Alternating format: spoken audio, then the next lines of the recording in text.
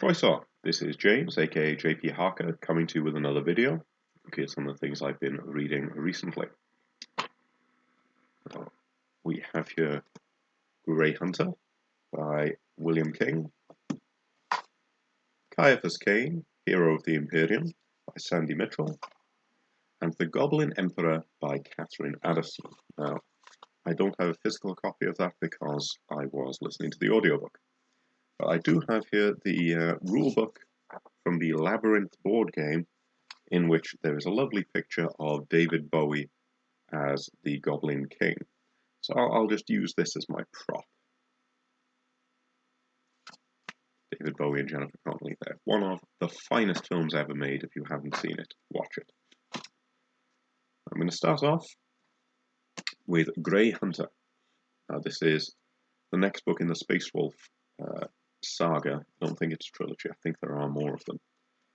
Following on from Ragnar's Claw, which I read quite recently. And we're following on with Ragnar Blackmane with the same sort of setup as we had before. Ragnar starts the book as he is in present day, as a wolf lord.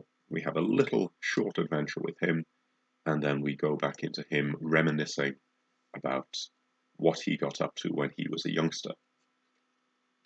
Now, for them as don't know, Grey Hunter is sort of a rank within the Space Wolf chapter. Instead of having tactical assault and devastator squads like the other chapters, they have the Bloodclaws, the Grey Hunters, and the Longfangs. And you graduate up through them. So this is about, will Ragnar ever become a Grey Hunter? He is currently still a Bloodclaw.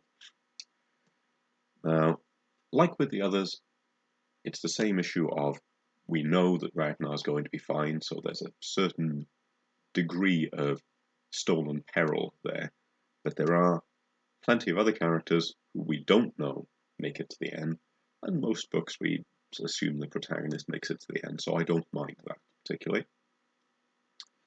As before, you can tell that this is early 40k Space Marine fiction, because we haven't fallen into the let's take ourselves a bit more seriously and start calling them Adeptus Astartes all the time, and the Space Wolves becoming the Vilka Fenrica and all of that. I like that the Space Wolves lore has progressed over the years, but I also have a hankering for the old second edition attitude, so I quite like that as well. I think I said this about the last book as well in this series. I also really like that Games Workshop haven't yet gotten into their habit of Space Marines have no fear, or Adeptus Astartes have no fear. It's been completely bred out of them. In this, in the olden days, we have a little bit more subtlety. We have fear is sort of bred out of them, but Ragnar in his own head still admits that he is afraid of a situation, and because he steps up to face it anyway, that is courage. We all know the whole courage is not the absence of fear, but the overcoming of fear, and that makes him a more admirable person. Much like the last one, this is let's go and find a sacred relic, and various people are going to stand in our way, and we're going to cut our way through them, and plot-wise it's all right. I like that the cultists in this, they aren't just meaningless cannon fodder. There is a degree of real threat towards the Marines, and that's good. But for the most part, the plot is fairly straightforward, fairly forgettable, kind of like the last one. And it's the investment in the characters that keeps you going. It's investment in Ragnar and in Sven and in their sergeant. I would say there were a couple of points, but they're really the same point twice.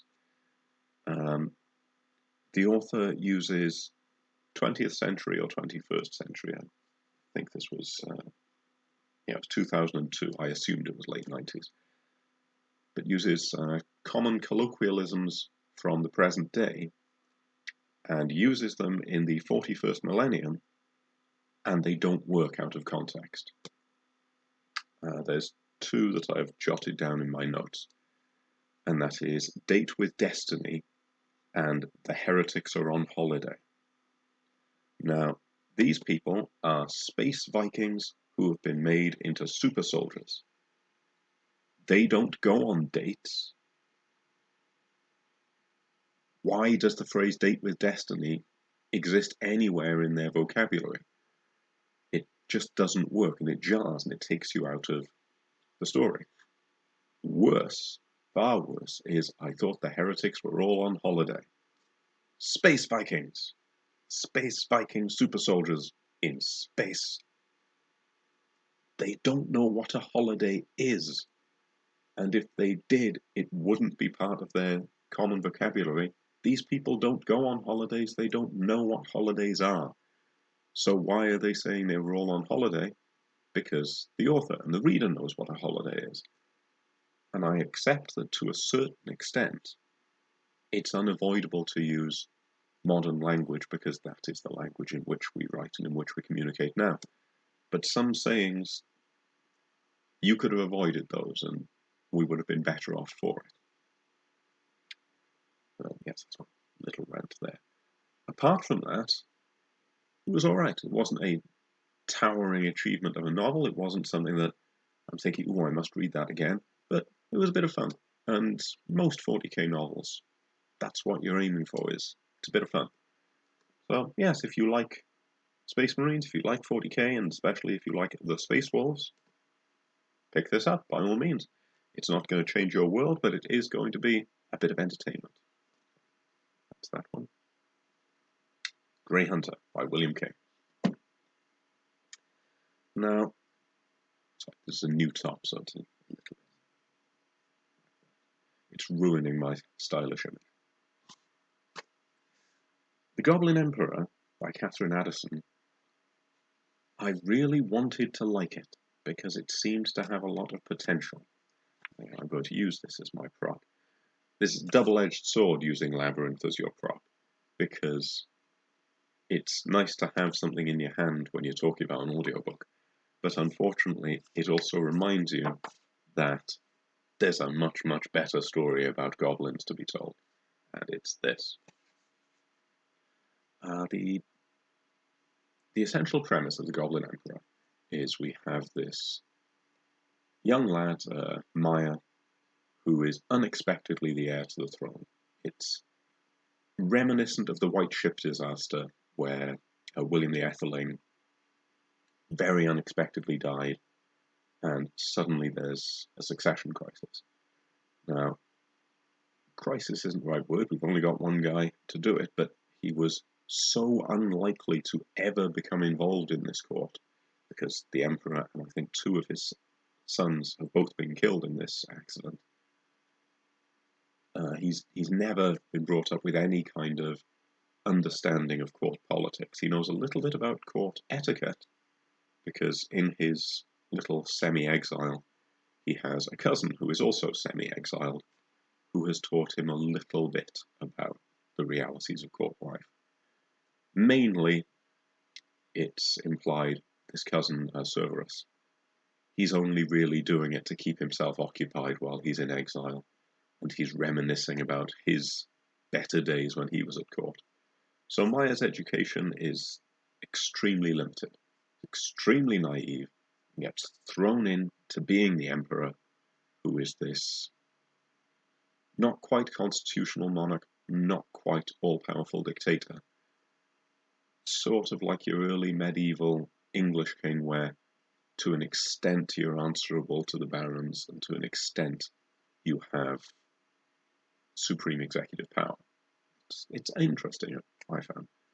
But thrown into all this, and the premise, I thought, was, you're thrown into this pit of vipers, and there's going to be danger at every turn, and plots at every turn, you won't know what you're doing, who can you trust, who can you not trust, what's going to happen?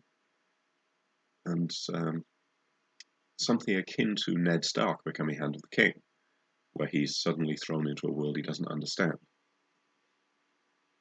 Now we have that, but at no point are we really in any danger or peril.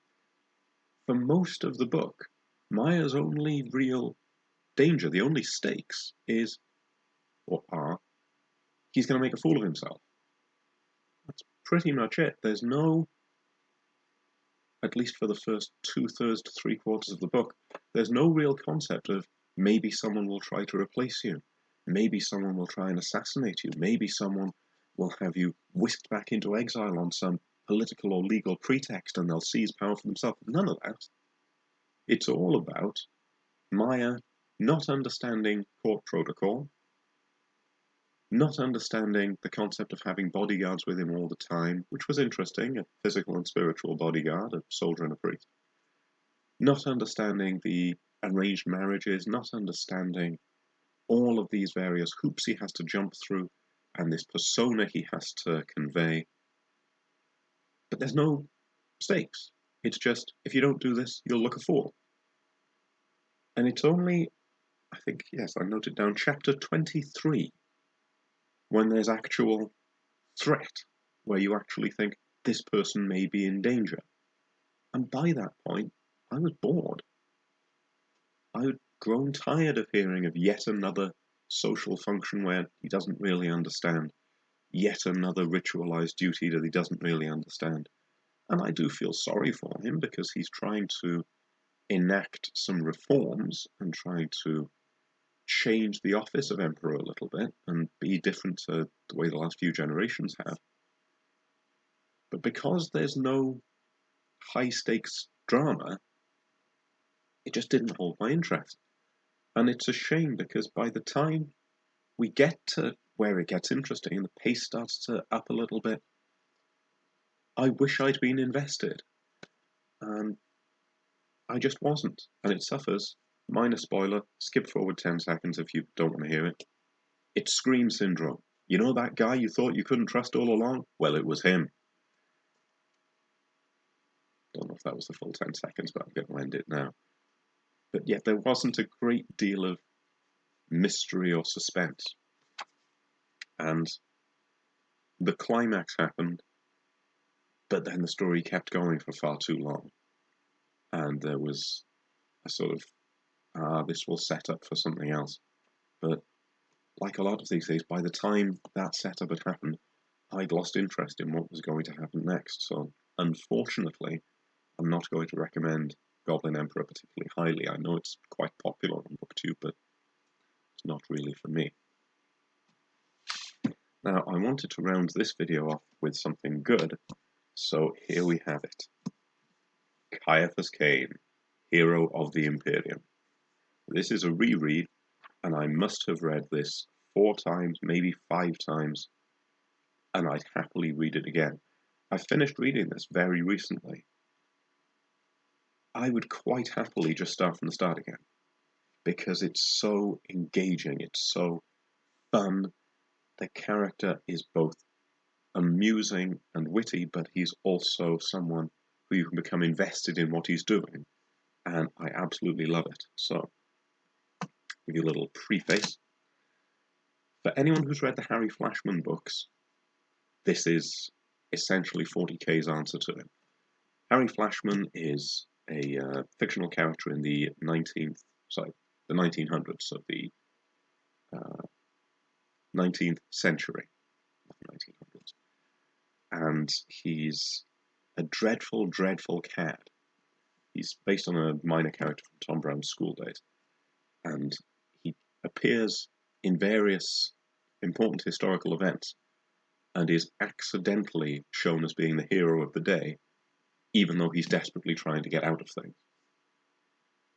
Now, Ciaphas Cain is, in my opinion, a much deeper version of the same thing. It's very rare that you'll get a sci-fi copy of an original classic, and the sci-fi copy makes the character more nuanced. You know, the temptation is to just put him in more interesting situations and throw in aliens and spaceships, but no. Ciaphas Cain is a more nuanced character than Harry Flashman. He is a commissar in the Imperial Guard, not the Astra Militarum, the Imperial Guard, and he is a graduate of the Scholar, which is basically a big boarding school / university, and he spent most of his time there causing trouble. He was handed a red sash and told, try and keep yourself out of trouble once you're in the real world, and gets himself assigned to a rear-line artillery unit, hoping to live out his career quietly watching the enemy get bombarded from a distance and doing very little actual work.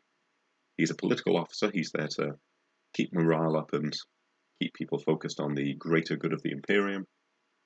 He just wants to sit around and play cards. But he has to maintain a certain persona.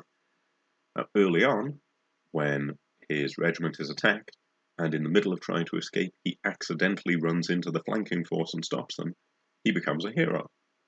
And all throughout his career since, he keeps trying to get out of trouble and winding up as the hero. Now that alone is the same as Harry Flashman, and it's quite fun and it's funny, and it's, oh look, here's yet another thing where he tripped over the wrong thing while trying to run away and it destroyed the enemy and all of that. Brilliant. But Ciaphas Cain, he isn't really a caddish coward. He just suffers from a massive degree of imposter syndrome. Because we're reading this as his journal, his secret diary that will never be revealed. And he is fully convinced that he's good for nothing, that he's this cowardly shirker who was never really any good to anyone and has always been just out for number one. But we occasionally get these little snippets from the person who is collating these diaries after Cain's death, who knew Cain during life and is saying, actually, occasionally he did something on instinct that was genuinely brave or genuinely selfless. And occasionally when he wasn't thinking about it and didn't have a chance to think, oh, I must escape, he acted on instinct and saved a friend, or saved someone who was important to the Imperium at large when he could have saved his own life. And Cain himself is completely unaware of this better side of his character. And that makes a fun book, like the Flashman books, into a slightly deeper book, and it's one I could read again and again. And the author says there's a little bit of the Captain Blackadders about him. And I think that's mainly because there's a Baldric substitute. But yes, this is, to me, Harry Flashman, but better. So no offence to the Flashman author, who I think is George MacDonald Fraser. I will strongly recommend this. I don't want to go into it too much, because this is a 3-book omnibus. But I would strongly recommend this. This is a good sort of gateway drug into the 40k universe, because it's so very accessible. And yes, I could go on for some time about the joys of Ciaphas Cain, but I've probably rambled enough, because I only gave a little time to the others. Now, I will finish that one very simply with Ciaphas Cain. Read this book. It's very, very good. That, I think, will do us for this video. I have slagged one off, I have praised another, and gone, for the first one. I think that's fair enough. So, I shall leave it at that. This is James, aka JP Harker, Oil Valley.